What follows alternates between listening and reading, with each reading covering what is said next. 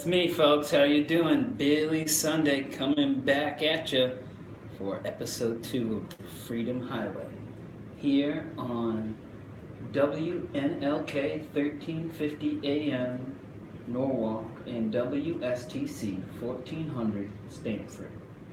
And this time for this show, I'm going to take a little bit out of the top of the hour here and say, anybody wants to call into the studio, call in. Any questions? Let's keep it clean. It's live. Studio number 203-873-0448. The sound of peace and love. So here it is, episode 2, and I like to start with a little bit of news. Just on the top of the hour, I was looking through the news and I saw Donald Trump.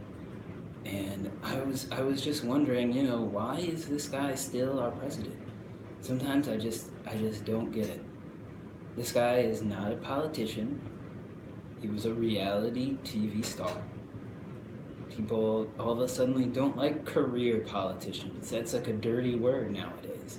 I'm really not sure why that's such a bad thing. Someone who's been in politics their whole life, being a politician, being an elected official.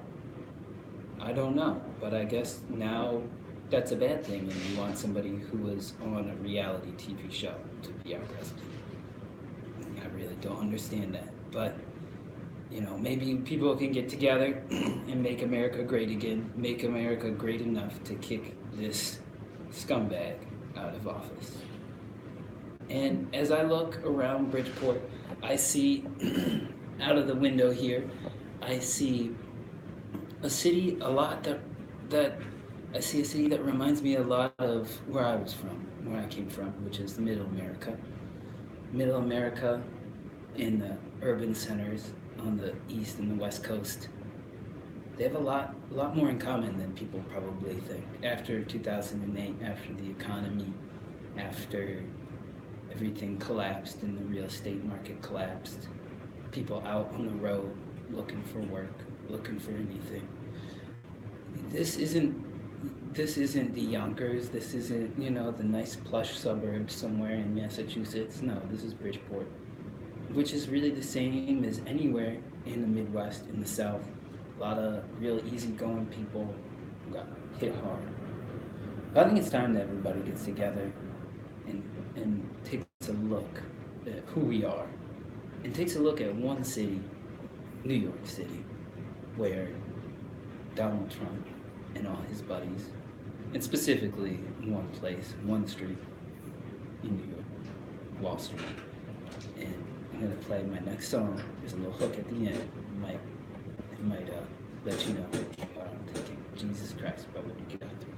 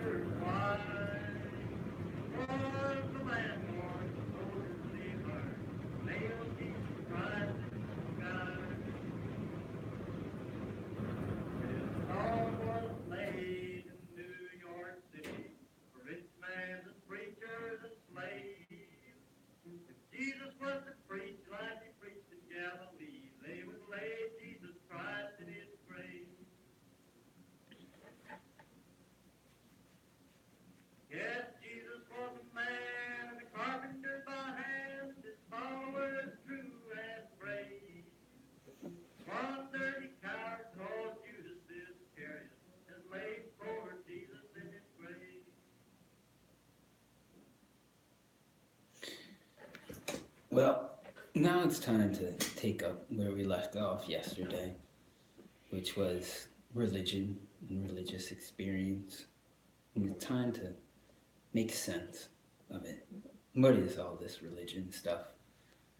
I ask that question a lot. Sometimes it really confuses me. I really don't have any idea what is religion when all these people going to church and praying and getting down on their knees, and I really don't understand it. So I'm here to venture out into the wilderness, into the sunset, and to check it out. Last week, we talked about the different kinds of experiences that we have that give rise to religion, different kinds of experiences dealing with our ordinary, direct lives. Now we're going to try and talk about experiences that are specifically religious. There are two kinds of a religious experience. We're going to divide it into two. One is the corporate experience, that of the churches and the groups of people who are religiously affiliated, different groups, not necessarily strictly a church group, but something that is religiously affiliated. I don't want to say Planned Parenthood, but something that is sponsored by the church or has, like Wnlk right here, we have a religious affiliation. We're a corporate corporation. We have a religious affiliation. We're a group of people. And the churches and everything. And then we also have the individual, private experience of religion. Just the everyday person in your own life, by yourself. How we all experience God and religion. Last week, I was talking to you about religion at the very end, and I asked everybody to think about the family and to think about what makes a family and to think about just the primary religious fact being the family. So what I'm going to do in order to kind of carry that message through is play a song for you. It's going to be called The Family Bible by Wnlk.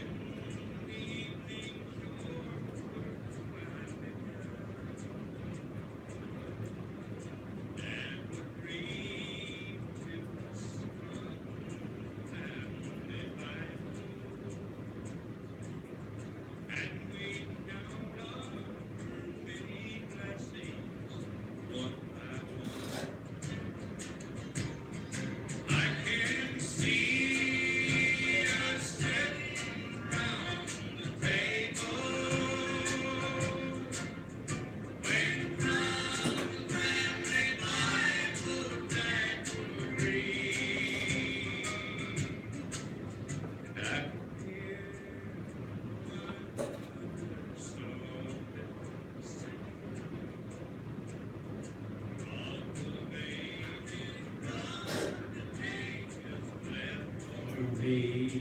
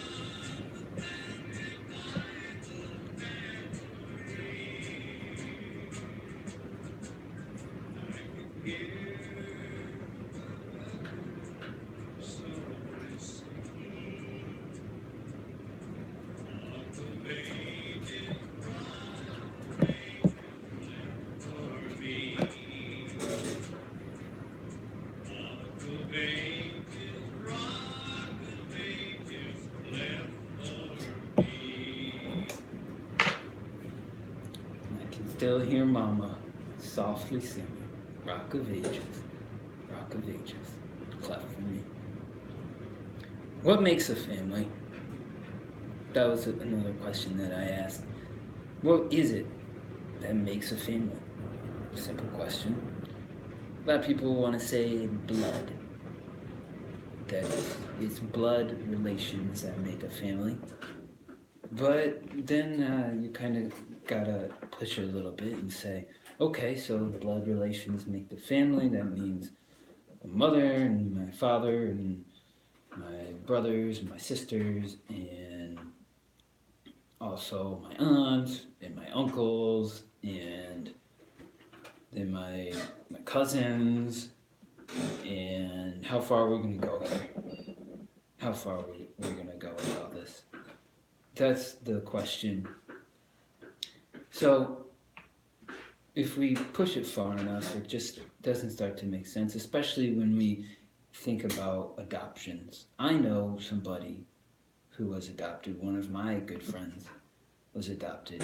And I didn't even realize that he was adopted until probably a couple years later after we first met. And he said, I'm actually adopted. It was just strange to me because he even looked like his mother and his father. So if you say he was part of their family, and I wanna ask who would say that he wasn't part of their family, then really you have to rule out a blood relation as what constitutes a family. So then we feel that the family, or at least I feel that the family is a group of people who feel that they belong together and that they care for one another. That would be my general definition of a family: somebody who cares about me and feels that we should be together. Obviously, this isn't always the case. A lot of families have their problems and they might not feel like they belong, or they might not care about each other. That so and so, my aunt, she's really a witch. I really don't like her. But you know what? That all aside, this is how it should be, and this is what a family should constitute: somebody who you care for, and somebody who you feel that you belong to. This is a family. Groups of people also have these similar feelings to each other, like we were talking about earlier, churches and places like right here on Wnlk, which have religious affiliations. and not even necessarily overtly religious affiliations, but just groups of people in general who feel that they belong to one another or that they care about each other. These types of groups are sometimes called brotherhoods. These also have a religious type, a religious experience within their common bond. As long as the group of people, whether it be a church or whether it's just a group of people who you hang out with over at the West Indian Social Club on a Saturday, if you guys get together and you feel that you guys belong there and you belong with each other, and if someone didn't show up, you would say, you know what, where is so-and-so? You know, I care about him and I want to know what happened to him. That would be a group that is a religious type, even though it might not necessarily say the Church of Latter-day Saints right on the top of it. If it just has that feeling of caring and belonging, it is a religious group, a religious experience for those who go. And then we think about other family members who are no longer with us. Family members who have passed on. This is kind of brings up a question to us. You know, what about the family members who are dead in our life? I have a grandmother. She passed away a while ago. I would say probably 7, 8 years ago. And I can still say to this very day that she is part of my life, very much. I sometimes will sit and think, what would my grandma think about what I'm doing right now? And sometimes I even get this feeling like something's in the air, like she's here right now, watching. And so for that, I'm going to lead you into the next song, which is I'll Fly Away.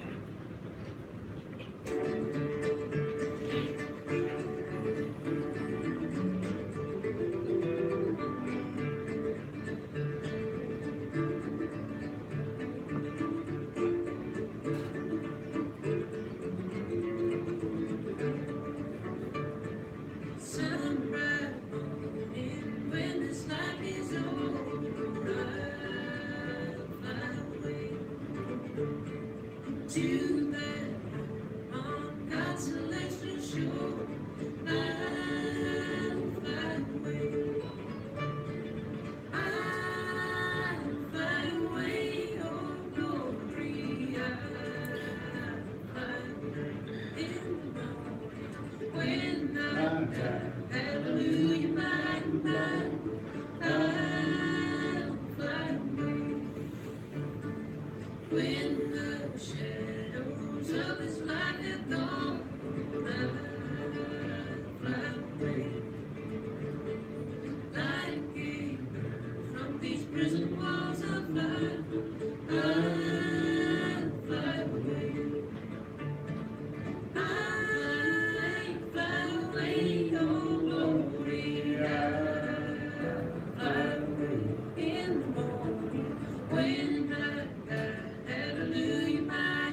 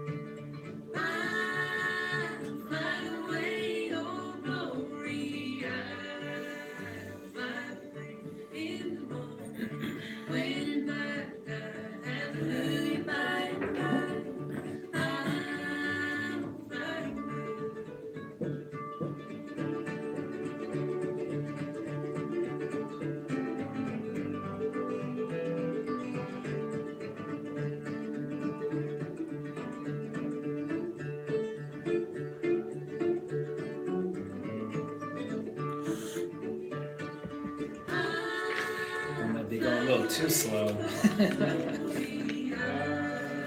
Pick it up a little bit. Almost halfway there.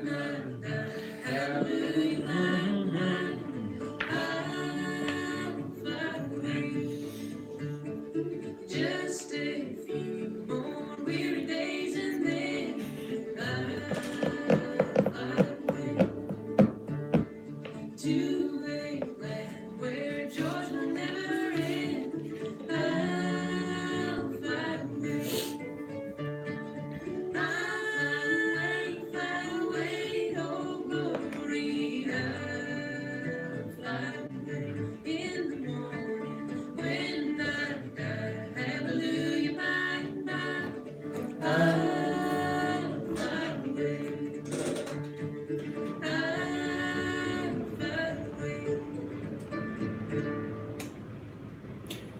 After we think about our relatives who have passed on, then generally arises in us an idea, the idea of a family tree. There are people who have passed on who are not here, who have come before us that we consider to be part of our family. And the tree will continue on into the future, making us only a temporal representative. This experience that there is something that is greater than us, that still remains, of which we are a part, is a religious experience. It is indeed the basis of a great number of primitive religions, ancestral worship. But while we talk about the family, it is hard to talk about it and not talk about its celebrations. Birthdays, special dinners, maybe a victory dinner. All of these celebrations are symbols that we belong together. That he was born, it's his birthday today. We belong to him, we're happy he was born, and we're happy that he is one of us. The presents and all the gifts that we exchange are only tokens of this feeling. If we feel deeply in our heart that we belong together during these celebrations, then so far as everyone has that common experience, it becomes a religious experience. Christmas, also very much a family celebration, one that you gotta talk about when talking about the family. Christmas. Christmas is a little different because it does move beyond the family. It talks about the birth of Jesus Christ. Was Christmas for you last year just a bunch of eggnog and pin the tail on the donkey and just a dinner with the Christmas goose and the stockings and the peppermint candy canes? Because if it was, then it's possible that you probably missed the point of Christmas. Christmas is something that shows that we were glad that Jesus Christ was born and that we are all happy to belong to him together.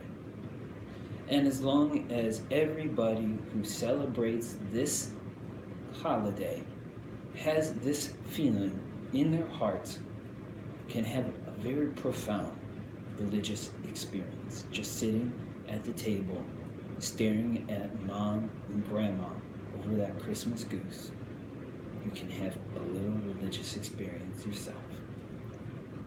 Now I'm sure everybody's wondering, okay, that's great. You're talking about the groups and families and stuff, but when are you going to talk about churches? Well, I'm going to start talking about Christianity in the churches right here. I'm going to say it right now. And I'm going to tell you that it's really not much different. The church and Christianity in general is really not that much different than having a cup of eggnog with Auntie May over the Christmas dinner table. And when we look into the Bible and we see St. Paul, he gave us this quote, the beautiful quote, that God made of many nations man of one blood. And for that, we're going to cue up my Marley song, One Love.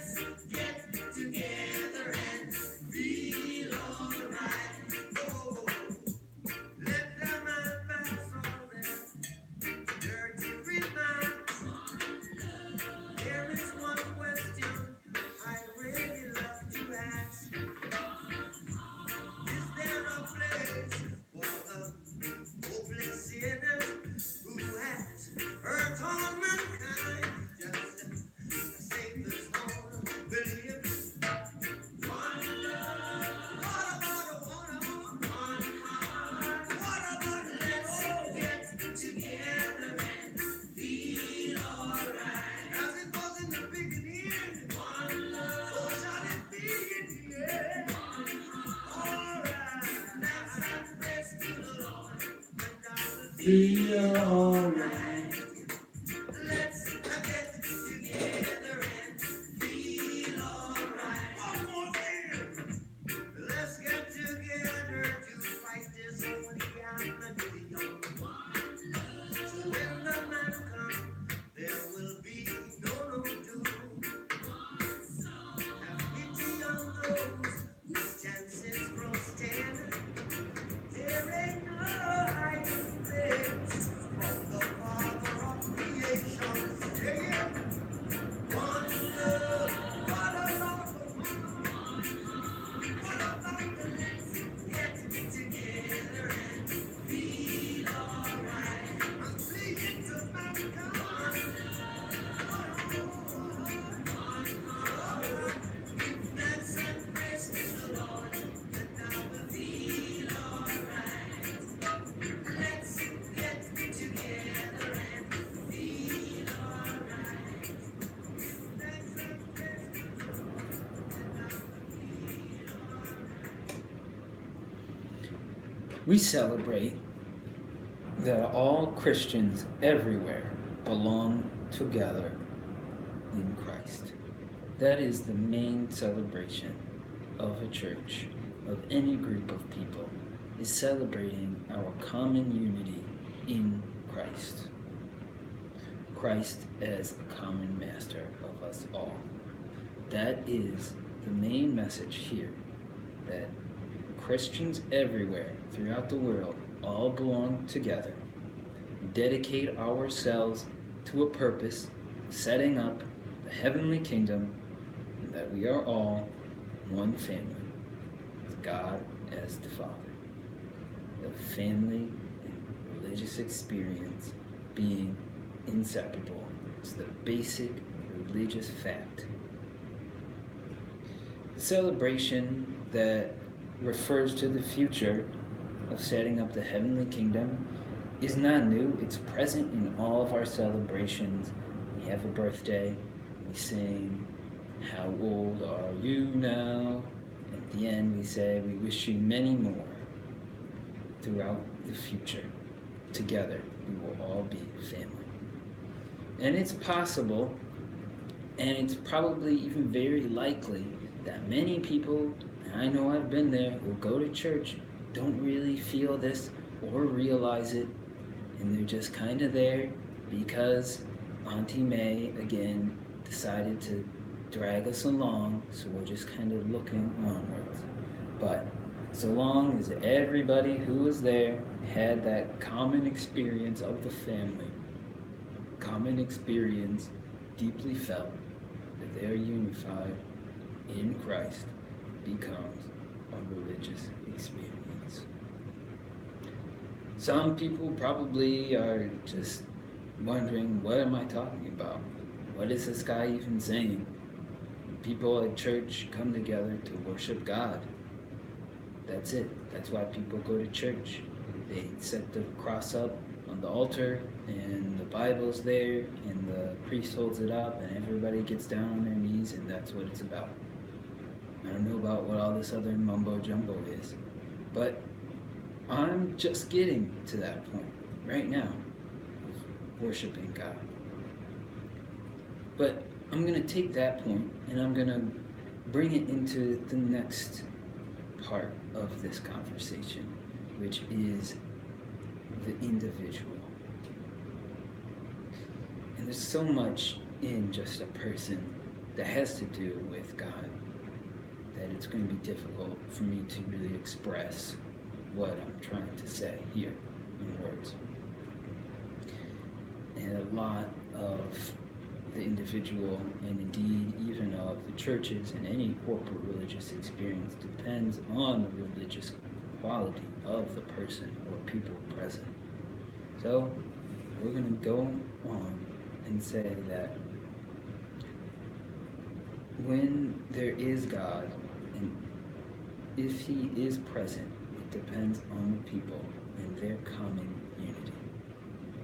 And then people are going to say, you know what? What is God? Okay, does He even exist? Does God even exist? What is this? What is worship?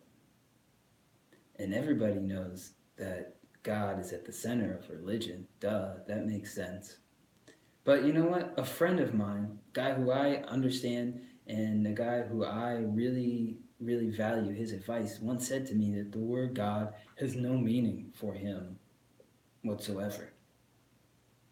This is someone who I spend lots of time with talking to. But I've even heard that it's fashionable, that it's cool for people in some parts of the world to even say that they don't believe in God and to openly profess the fact that they are atheists. They have no belief whatsoever in God. But you know what I say to that? I say fashions fade, and that there was one time, Ugg boots and pet rocks and I don't know, the ugly sweater. So fashions fade. And for that, we're going to play It Ain't Necessarily So.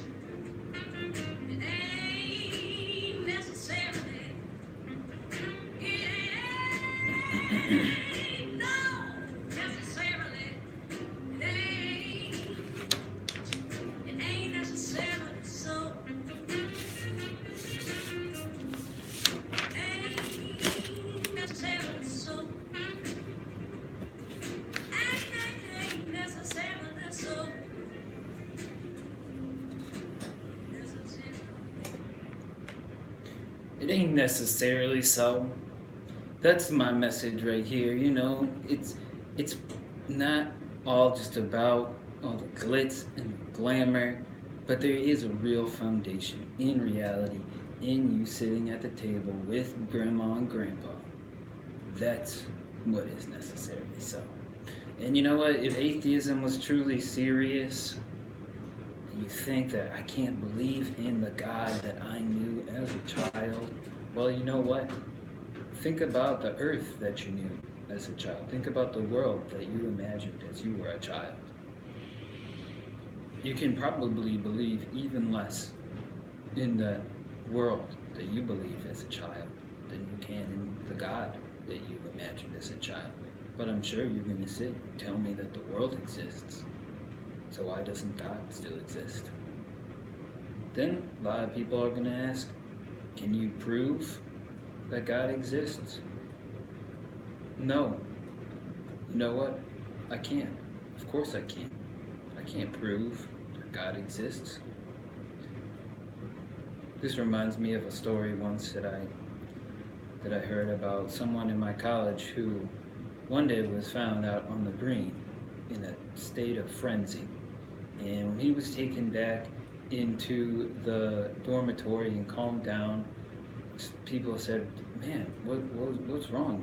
What were you doing?" And he said, "Well, I had this philosophy class and I was up all night and I was trying to prove that I exist, but I couldn't." Because you can't prove existence. It has to be experienced. So I'm not going to talk about whether God exists. I'm not going to talk about belief. I'm not even going to talk about belief because belief needs a foundation to rest upon.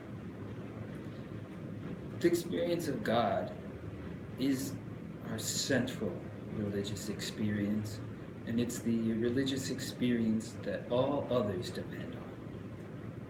And I truly believe that everyone, or almost everyone, has an experience of God. I ask you, how else would you explain the existence of God in all primitive discoveries, all primitive things? You have religion and you have God. How else do you explain that? And it's true that atheism has, throughout history, almost always been seen as abnormal. And I think the fact that so many college professors, so many people on TV, and right here in Radio Land all profess that they are atheist, I think this just shows how abnormal a society that we live in. Many people fail to realize the experience of God. Many people don't expect to have an experience of God. That's the reason why. People don't expect it. They don't know what they're looking for. They probably think that Ezekiel and the fire wheel are going to come out of the air, and that's what God is.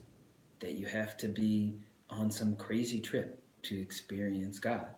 So when they do experience God, they either don't notice it or just write it off as that can't be God. There's no way that that can be God. But the experience of God differs very widely. There's many different ways people experience God. So what I'm going to try to do is to take the most basic experience, the most fundamental type of experience that is hopefully common to all of these varying different experiences. And I think that the most common experience of God in people's lives is an experience of depth. This is a metaphor that I'm sure most people will understand, a reference to depth, to something that is deep, like the blues. So here it is. Every day I have the blues.